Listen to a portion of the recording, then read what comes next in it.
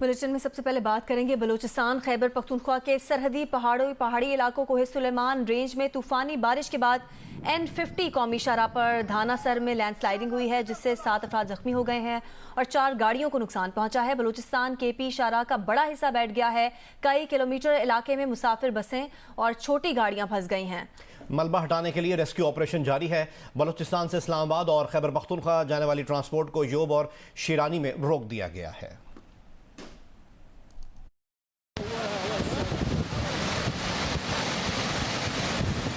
कोहे सुलेमान रेंज में बलूचिस्तान खैबर पख्तूनख्वा के सरहदी पहाड़ों पे तूफानी बारिश हुई, जिससे बलूचिस्तान KP बॉर्डर एरियाज में सैलाबी सूरत हाल पैदा हो गई और कोहे सुलेमान रेंज में N50 कौमी शाहराह पे दानासर में लैंडस्लाइडिंग हुई, जिससे 4 गाड़ियों को नुकसान पहुंचा और 7 अफराद जख्मी हो गए। GM NHA आगा इनायत के मुताबिक लैंडस्लाइडिंग से KP और बलूचिस्तान बॉर्डर पे सड़क का बड़ा हिस्सा बैठ गया है।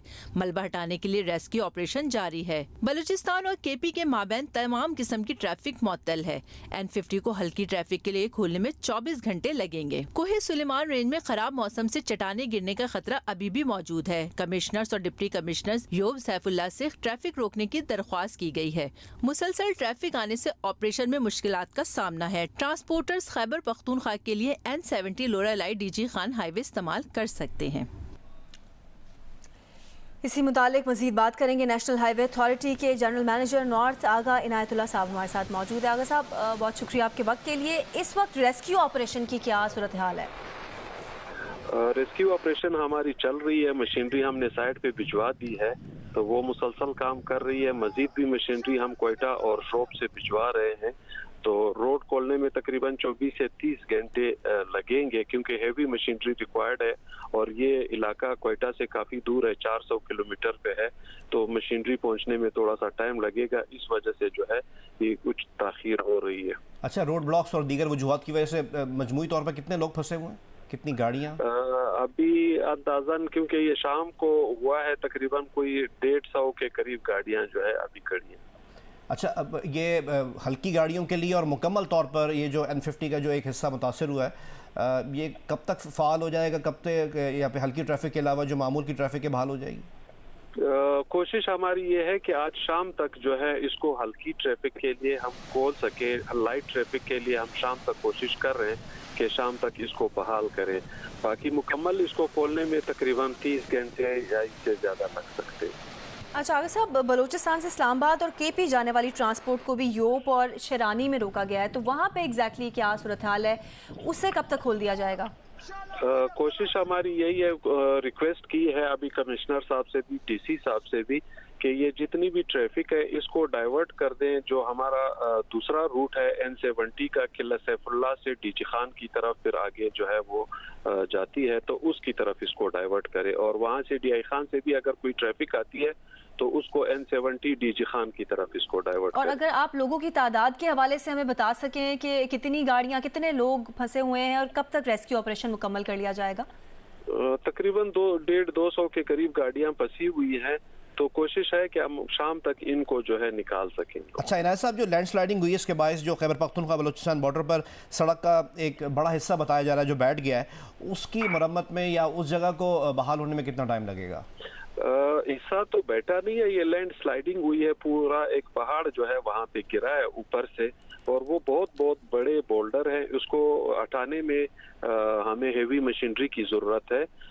बाकी उसकी मेंटेनेंस, यही लैंड स्लाइडिंग जब हट जाएगी, हमारी जो मटेरियल है रोड से हट जाएगा, तो ये बहाल हो जाएगा। तो आपके पास इनफ हैवी मशीनरी है या वो मंगवाई गई है? मजीद भी मंगवाई गई है, अभी काम चल रहा है। मजीद भी मशीनरी मंगवा रहे हैं, मजीद भी मशीनरी क्वेटा से भिजवा रहे हैं। जी बहुत बहुत शुक्रिया आगा इनायतुल्लाह साहब, जियो न्यूज़ को अपना वक्त देने के लिए।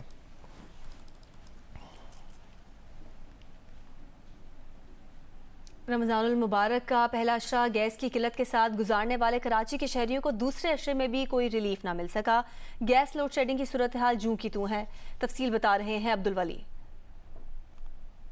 जी, इस वक्त आपको रिपोर्ट कर रहे हैं कराची के इलाके मलीर से, जहां पर गैस की बढ़ती हुई लोड शेडिंग से यहाँ के जो रिहायशी हैं वो भी शदीद परेशान है। इस हवाले से जो हमारी शहरियों से बात हुई तो उनका ये बताना है कि रमज़ान मुबारक के महीने में सहरी और इफ्तार के वक्त भी गैस नहीं होती, ना चाय बनती है ना पकौड़े बनते हैं, फ्रूट के साथ हम लोग रोज़ा खोलते हैं। इतनी लोगों को परेशानी है, गैस नहीं होती यहाँ पर और बिल भरपूर आ रहा है। इतना के बिल, अगर किसी का घर में 1000 रुपए का बिजली के बिल आया करता तब 2-2-2.5 रुपए बिल आ रहा है। इसी के साथ साथ शहर के जो दीगर इलाके हैं जिसमें लियारी है, खिमाड़ी है, सदर है, गुलशन, जौहर, वहाँ पर भी गैस मौजूद नहीं है, जिसकी वजह से वहाँ के जो रिहायशी हैं उन्हें भी शदीद मुश्किलात का सामना है।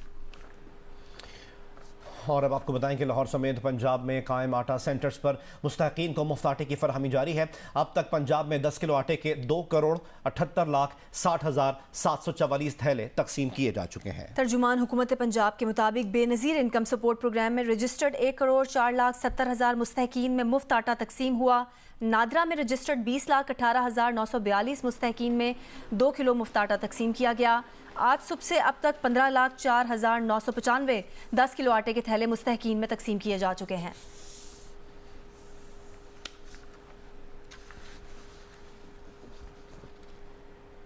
फैसलाबाद में मुफ्त आटा लेने आया 50 साला शख्स जाँ भाग हो गया। जिला इंतजामिया के मुताबिक मुतवफ़ी आटा लेकर वापस जाने लगा तो पार्किंग से मोटरसाइकिल निकालते हुए दिल का दौरा पड़ने से दम तोड़ गया। रेस्क्यू के मुताबिक धनोला का रिहायशी 50 साला असगर अली मिल्लत रोड पर कायम डिस्ट्रीब्यूशन सेंटर पर मुफ्त आटा लेने आया और दिल का दौरा पड़ने से मौके पर ही दम तोड़ गया। तर्जुमान जिला इंतजामिया का कहना है कि वर्षा के मुताबिक मुतवफ़ी दिल का मरीज था जो तबई तौर पर मौत का शिकार हुआ। आटे की तकसीम के दौरान कोई धक्कम पेल नहीं हुई।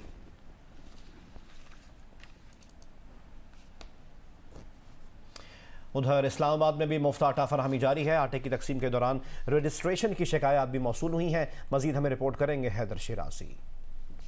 जी, वफाकी दारुल-हुकूमत इस्लामाबाद में रमज़ानुल मुबारक के बाबरकत महीने में हुकूमत की जानिब से ये फैसला किया गया है कि शहरियों को फ्री आटा फराहम किया जाएगा। इस सिलसिले में इस्लामाबाद के मुख्तलिफ सेक्टर्स में मराकज़ कायम किए गए हैं जहाँ पर शहरियों में आटे की तकसीम का अमल ये जारी है। इस दौरान शहरियों से जब हमने बात की तो उन्होंने कहा कि जो रजिस्ट्रेशन का अमल है इसमें उन्हें मुश्किल का सामना करना पड़ रहा है और दूसरा ये कि चंद शिकायत भी सामने आई हैं जहां पर शहरियों ने यह मुतालबा किया है कि जब वो रजिस्ट्रेशन का अमल करवा के यहाँ सेंटर्स पे पहुंचे हैं तो उन्हें आटा आगे नहीं मिल रहा, उनके नाम पर कोई और आटा ले गया है। कोयटा में मुफ्त आटा तो एक तरफ, शहरियों को सस्ता आटा हासिल करने में भी मुश्किलात हैं। तफसीलात सुलेमान अशरफ की रिपोर्ट में। रमज़ान मुबारक के दौरान बलूचिस्तान हुकूमत की जानिब से कोयटा के शहरियों को मुफ्त आटा तो फराम नहीं किया जा रहा, लेकिन अर्जा कीमतों पर सस्ता आटा की फरामी का ऐलान किया गया था।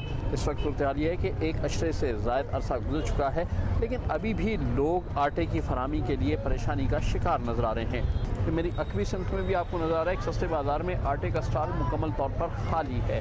महकमा खुराक के मुताबिक हफ्ते में 2 रोज़ जो है वो मुकम्मल तौर पर बंद रहते हैं, जिसमें जुमा और इतवार शामिल है। शहरी परेशान है, उन्होंने हुकूमत से मुतालबा किया कि रमज़ान मुबारक में शहरियों को रिलीफ फराहम करने के लिए आटे की फराहमी यकीनी बनाई जाए।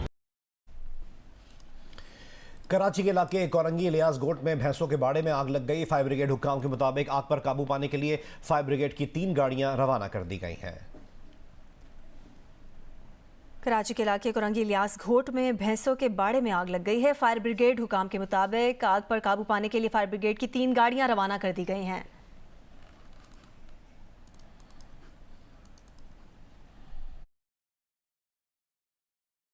पीडीएम के सरबराह मौलाना फजलुर रहमान ने कहा है कि सुप्रीम कोर्ट के चंद जजेस वाज़े तौर पर इमरान खान को रिलीफ देना चाहते हैं।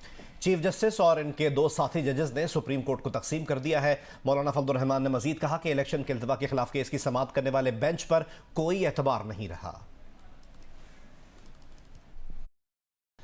तहरीक इंसाफ के चेयरमैन इमरान खान ने कहा है कि सुप्रीम कोर्ट के खुद नोटिस में हमारे खिलाफ भी फैसला आया था। उन्हें तब इस बात पर तकलीफ हुई थी कि अदालतें रात 12 बजे क्यों खुली थी।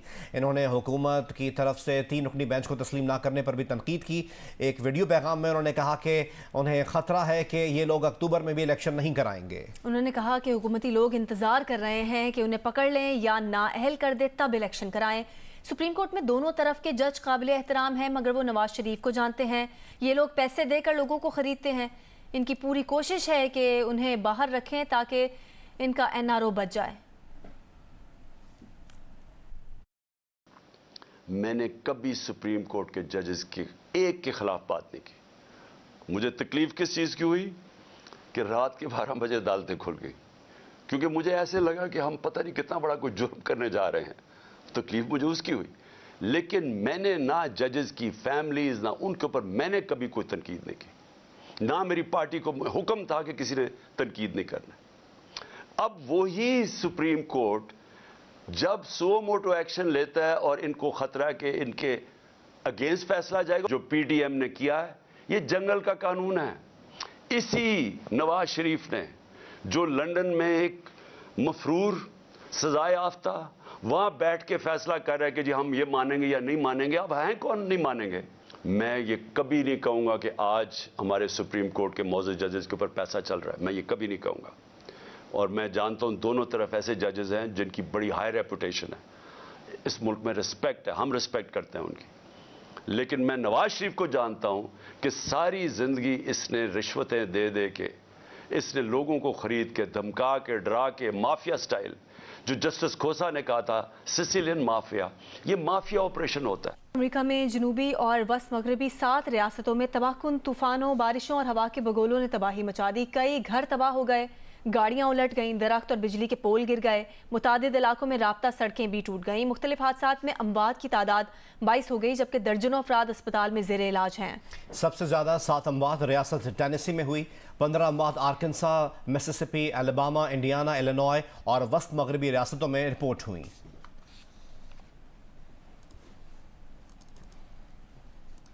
शाम के शहर हमस और उसके अतराफ में इसराइल ने ताज़ा बमबारी की है। शामी वजारत दिफा के मुताबिक इसराइली बमबारी में 5 शामी फौजी जख्मी और कुछ सामान को नुकसान पहुंचा। शामी फ़िज़ाई दिफा ने कई इसराइली मिसाइलों को रोकने का भी दावा किया है। हालिया दिनों में इसराइल की शाम में तीसरी बमबारी है।